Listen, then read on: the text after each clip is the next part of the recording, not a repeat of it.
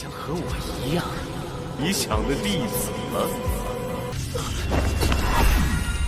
得以打造出12座精金基座，屹立在他们身后。我去。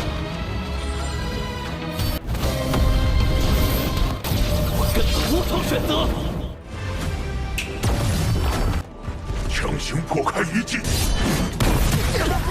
Halo guys, welcome back to Kobe Movie. Dan sesuai dengan permintaan kalian, Mimin akan melajukan spoiler dari Throne of Steel.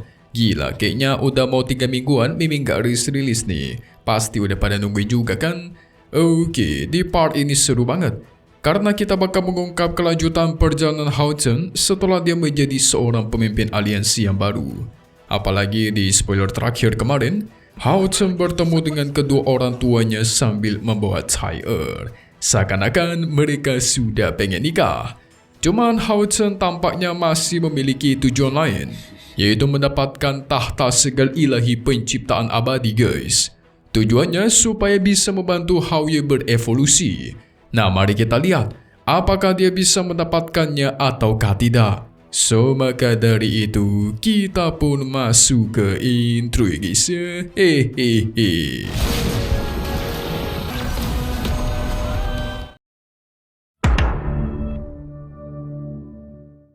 Hao Chen mengatakan kepada ayahnya dia harus mendapatkan tahta segel ilahi.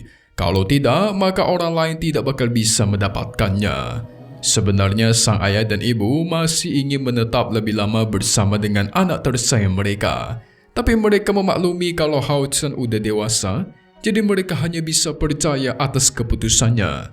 Lucunya sebelum pergi, Hao Chen dan Cai Er dibiarkan menginap di satu kamar yang sama oleh ayah dan ibunya. Hehe, sengaja gak guys biar punya cucu langsung atau gimana ini? Kacau. Hao Chen dan Cai Er yang malu-malu di dalam kamar. Untuk pertama kalinya, mereka tidur bareng di kasur yang sama. Cai Er dengan rasa penuh cinta memeluk Hao Chen. Karena sudah sangat lama mereka tidak mendapatkan waktu berduaan guys. Keduanya pun bercerita soal masa lalu, bahkan membicarakan cincin pemberian Cai Er yang sangat penting. Jadi semenjak Cai Er memberikan cincin itu, maka dia sepenuhnya sudah menjadi milik Hao Chen. Keduanya terus bermesraan di malam itu dan berakhir tidur bersama guys. Sebenarnya di bagian spoiler, mereka itu tidur berduaan tanpa menggunakan busana sama sekali. Mimin nggak tahu nih, apakah mereka itu atau tidak ya. Tapi yang pasti tidurnya itu nggak pakai baju guys. Kacau ini mah, belum murim padahal loh, parah. Kita semua tidak tahu apa yang mereka lakukan, hanya sang pembuat Tonghua dan Tuhanlah yang tahu guys akan hasilnya. Hehehe, aham atau tidak ya? Singkat cerita, Hao Chen pun mengikuti ujian tahta segel suci. Orang memimpin ujian ini adalah ayahnya Hao Chen. Dan yang berpartisipasi dalam ujian ini total ada 3 orang. Hao Chen dan 2 orang lagi yang belum diberitahukan. Tapi yang pasti mereka dibawa ke sebuah ruangan besar dengan total 6 tahta yang begitu megah dan berkarisma. 5 di antaranya menyala terang guys. Hanya ada 1 yang gelap gulita dan tidak bersinar tetapi bentuknya besar sekali. Tahta tersebut sempat menarik perhatiannya Hao Chen.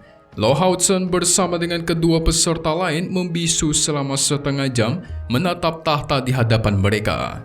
Sebagai salah satu orang yang memiliki tahta segel yaitu ayahnya Hao Chen, dia paham betul setiap kesatria yang datang ke tempat ini pasti awalnya tertarik dengan tahta yang Hao Chen hadapi.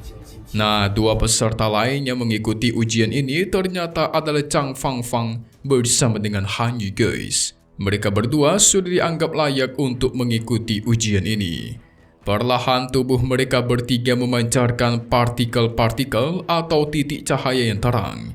Ini sebuah pertanda kalau mereka mencoba menjalin hubungan dengan tahta suci di hadapan mereka.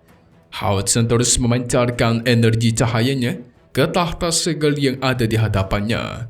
Perlahan jiwanya mulai berkomunikasi dengan tahta segel tersebut. Dia berusaha mendapatkan pengakuan dari tahta suci ini guys. 我正将和我一样，你想的弟子了。 Nah, si Han Yu mencoba menjalin hubungan dengan tahta segel yang bernama tahta kesedihan dan rasa takut. Perlahan tubuh Han Yu pun menghilang dari sana seakan-akan dia dikirim ke dunia lain. Selain Han Yu, si Chang Fangfang juga mengalami hal yang sama. Dia mencoba mendapatkan pengakuan dari tahta suci pengetahuan dan jiwa. Tubuhnya pun memancarkan cahaya terang, lalu menghilang dan dikirimkan ke dunia lain juga guys, sama seperti Han Yu. Itu pertanda kalau si tahta mulai mengakui mereka guys. Nah, tinggal Hao Chen seorang nih, yang dari tadi belum berhasil mendapatkan pengakuan dari tahta suci yang ada di hadapannya. Padahal kan dia itu adalah seorang putra cahaya. Tapi kenapa lama banget ya? Yes, sebenarnya tahta suci yang ingin ditaklukkan oleh Hao Chen merupakan tahta segel terkuat di antara tahta lainnya guys. Namanya adalah tahta suci penciptaan dan keabadian. Sampai sekarang belum ada tanda-tanda cahaya keluar dari tahta suci tersebut.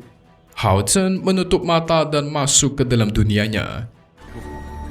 屹立在他们身。 Dia merasakan energi yang sangat tenang dan menyatu dengan tubuhnya. Namun di satu sisi seperti ada energi yang membuat perasaan Hao Chen menjadi tidak enak. Di dalam pikirannya dia masuk ke dunia yang serba putih dan ada cahaya keemasan bulat besar seperti matahari yang begitu menyilaukan. Namun di dalam cahaya itu terdapat dua energi lain guys. Satunya berwarna putih keemasan, satunya lagi berwarna ungu keemasan. Yes, itu adalah energinya Hao Yu. Energi inilah yang membuat perasaan Hao Chen tidak enak. Karena energi Hao Yu berusaha mendorong keluar energi cahaya yang ada di sana. Tidak heran sampai sekarang Hao Chen tidak mendapatkan pengakuan dari tata suci penciptaan. Karena dia berusaha menolak energinya Hao Yu yang dianggap tidak cocok. Lantas energi manakah yang akan Hao Chen pilih guys? Apakah energi Hao Yu atau energi cahaya tahta suci? Pada akhirnya Hao Chen pun memilih energinya Hao Yu. Kedua energi pun saling memberontak satu sama lain. Mereka bertarung dan beradu. Tahta penciptaan berusaha keras menolak kekuatannya Hao Yu. Bisa dibilang kekuatan mereka terlihat seimbang guys. Adu kekuatan begitu dahsyat terjadi tanpa henti. Sampai-sampai tidak terasa ini sudah berlangsung selama 4 hari penuh. Si ayah tentu khawatir apa yang sebenarnya terjadi. Cuman Hao Chen seoranglah yang mengalami hal seperti ini. Namun tiba-tiba tubuh Hao Chen menghilang disertai cahaya putih yang menyilaukan. Yes, pada akhirnya Hao Chen kita berhasil menghilangkan penolakan energi milik tahta suci penciptaan. Jadi energi Hao Yu mulai diterima guys, mantap. Jiwa Hao Chen pun tertidur dan dikelilingi oleh air suci. Seketika kekuatan dan tubuh fisiknya meningkat drastis dan tiba-tiba dia terbangun di sebuah hutan yang misterius. Tempatnya begitu indah tetapi sangatlah asing. Sepertinya ini adalah dunia ciptaan tahta segel penciptaan abadi. Hao Chen mencoba terbang di sekitarnya, dia terpukau akan keindahan hutan ini. Alam yang begitu hijau dan luas. Dia mencoba memanggil Hao Yu keluar tetapi Hao Yu menolak guys. Membuat Hao Chen bingung apa yang terjadi. Karena ini pertama kalinya Hao Yu menolak untuk dipanggil keluar. Karena ujian masih belum selesai, dia pun mencoba berkeliling di hutan itu dengan cara terbang menggunakan sayapnya. Namun tiba-tiba dia mendengar ada suara teriakan dan tuar. Ternyata itu seorang gadis yang diserang oleh monster yang gelap. Waktu sempat terhenti sebentar dan tiba-tiba Hao Chen mendapatkan peringatan. Misi pertama Hao Chen adalah menyelamatkan gadis ini dan lindungi dia. Tapi kalau dia meninggoy, maka ujiannya itu gagal. Hao Chen pun jadi teringat akan cerita dari kakek yang Hao Yu guys. Waktu itu kakek yang menceritakan alasan dia tidak pernah berhasil mendapatkan tahta suci penciptaan. Kalau semisal ujiannya itu adalah pertarungan atau apapun itu, mungkin kakek yang masih bisa menang. Tapi ternyata ujian tahta keabadian ini tidak sesimpel itu guys. Di sana terdapat aturan yang harus dipatuhi, yaitu berpegang teguh kepada prinsip. 我也确实毫无办法。那能否也帮我掩盖我的魔兽伙伴气息？在你足够强大前， Kalau salah sedikit aja, maka langsung gagal. Nah, apa yang dimaksud juga dengan berpegang teguh prinsip, kita lihat saja ujiannya guys. Hao Zhen berusaha menang serangan dari sosok kegelapan itu yang setara dengan monster peringkat 10. Yang ternyata monsternya itu berbentuk gorila raksasa warna hitam. Dia sudah berada di tingkat 10 menengah. Kekuatan spiritualnya mungkin mencapai 200.000 poin lebih. Buset, tinggi sekali. Kekuatan fisiknya bahkan sangat kuat. Hao Zhen memeluk gadis itu sambil menahan serangan dari sang gorila menggunakan perisai siput suci. Serangan gorila begitu kuat itu menguras energinya Hao Zhen sangat cepat. Gak ada pilihan, dia pun mencoba mundur dulu dan melepaskan si gadis agar dia bisa kabur. Sementara dirinya akan menghadang sang gorila menggunakan kekuatan penuh. Pedang hujan biru dan pedang Dewi Cahaya Airia pun dipanggil keluar guys. Hao Zhen akan bertarung dengan kekuatan penuhnya. Dia melancarkan serangan tebasan cahaya tetapi nyatanya tidak berefek. Si gorila raksasa itu malah murka dan semakin ngamuk, memukul tanah di sana sampai menciptakan gempa bumi. Efeknya luar biasa, membuat tubuh Hao Zhen terhempas begitu jauh ke dalam hutan.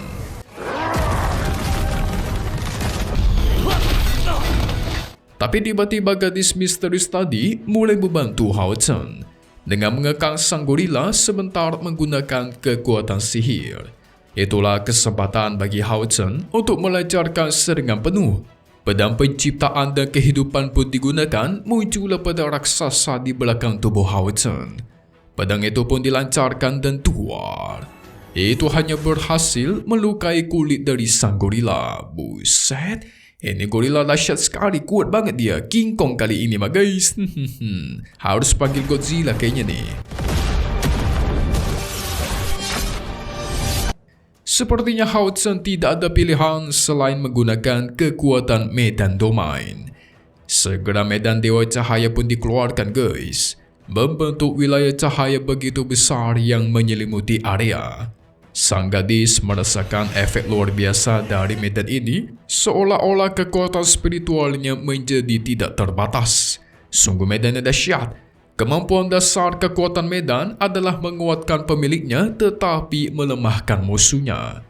Di dunia ini yang begitu indah dan penuh kehidupan, membuat kekuatan medan cahaya Hao Zhen semakin kuat. Dia bahkan sekarang bisa mengendalikan tanaman-tanaman di sana untuk mengikat tubuh sang gorila besar.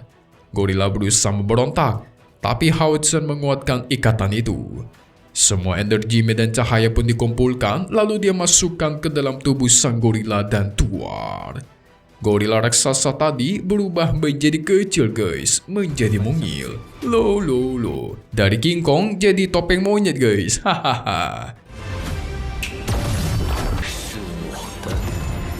Alasan kenapa monyet ini bisa jadi kecil gara-gara kekuatan domainnya Hao Zhen nanti bakal dijelaskan. Hao Zhen pun bertanya kepada si gadis misterius, kenapa gorila ini mengejar dia. Nah, jadi gorila raksasa ini merupakan peliharaan seorang iblis yang kuat. Iblis itu sudah menghabisi seluruh klan dan keluarganya. Jadi cuman gadis inilah yang tersisa. Iblis itu sangat kuat dan tidak ada satupun orang yang bisa menandinginya guys. Kekuatannya begitu besar. Bahkan seluruh klan itu wajib tunduk di bawah perintahnya. Dunia ini disebut juga sebagai dunia Eston. Oke, Mimin jelaskan sedikit dulu soal dunia Eston ini ya guys. Dunia ini terdapat dua ras yang besar. Ada ras manusia dan juga ras peri. Nah, sosok iblis yang dimaksud oleh gadis misterius ini itu bukan sepenuhnya iblis, melainkan dia disebut iblis gara-gara sifatnya sangat kejam dan jahat. Sosok yang disebut iblis itu adalah seorang manusia dengan darah setengah peri dan dia sangat kuat. Dia sangat kuat dan menjadi Raja Eston yang ditakuti oleh semua orang. Bahkan kekuatannya mungkin melampaui Raja Hutan yang ada di sana. Karena Raja Eston memiliki kekuatan sihir alam yang sangat luar biasa. Bagi siapapun yang menantang dia akan dia habisi. Dan dia sudah hidup sekitar 3000 tahun lebih. Buset, lama juga ya. Itu berarti kemunculan Raja Eston ini setelah Yilai Kesi meratakan umat manusia, lalu memasuki tidur keabadian. Nah, pertanyaannya sekarang si topeng monyet alias gorila kecil ini harus diapain nih? Gorila kecil pengikut setia dari Raja Eston. Dia sudah menghabisi banyak manusia dan peri di tangannya. Tapi anehnya Hao Chen tidak menghabisinya guys. Dia malah menggunakan kekuatan medan domainnya yang baru. Jadi di sini Hao Chen mendapatkan kekuatan medan baru setelah dia diakui oleh Tata Suci Penciptaan. Teknik medannya itu bisa mengubah usia, hidup, bahkan matinya seseorang yang terdapat di dalam medannya. Makanya tadi si King Kong itu dirubah jadi topeng monyet guys. Nah, di sini dia membuat si gorila tersegel perkembangan usianya dan melambat. Selama 7 hari ke depan, si gorila bakal tetap kecil badannya. Selama 7 hari dia tidak bakal berkembang. Dan setelahnya dia bakal berkembang begitu lambat, jadi bisa kita bilang dia bakal lama guys tumbuh dewasanya. Itu semua demi keamanan mereka berdua tentunya ya kan. Sehingga dengan ini misi pertama pun berhasil diselesaikan. Hao Chen masuk ke misi kedua. Tapi kira-kira apakah misinya itu guys? Jadi buat kalian bingung, sebenarnya ini masih dalam ujiannya si Tata Segel Penciptaan Keabadian. Kalian jangan kira ini sebenarnya dunia baru ya. Memang sih dunia baru, tetapi dunia yang dibentuk oleh Tata Segel. Bukanlah dunia asli. Nah, sebenarnya di sini yang dites itu bukan cuma kekuatan, bukan cuma jiwa dan lain-lain, tetapi prinsip dari pikiran guys. Nanti Hao Chen bakal diberikan pilihan-pilihan yang sulit, bahkan diberikan ujian yang cukup menyulitkan hatinya. Nah, makanya si kakek yang Hao Yi itu gagal dalam ujian ini dan tidak pernah berhasil. Segel Tata Penciptaan tidak pernah ada yang berhasil mendapatkannya. Apakah Hao Chen kita bisa mendapatkannya? Kita tunggu saja ya guys. Selesai dulu untuk spoiler kali ini, kita bakal update lagi. Kalau kalian suka, komen dong di bawah dong. Komen sebanyaknya dan pastinya cuma di sini. Kobe Movie. Thank you buat kalian semua nonton dan selalu support channel Mimin. Semoga kalian semua sehat selalu, oke? Memang pamit undur diri dulu. Kita bakal ketemu lagi di video-video selanjutnya. Oke kalau gitu, see you guys.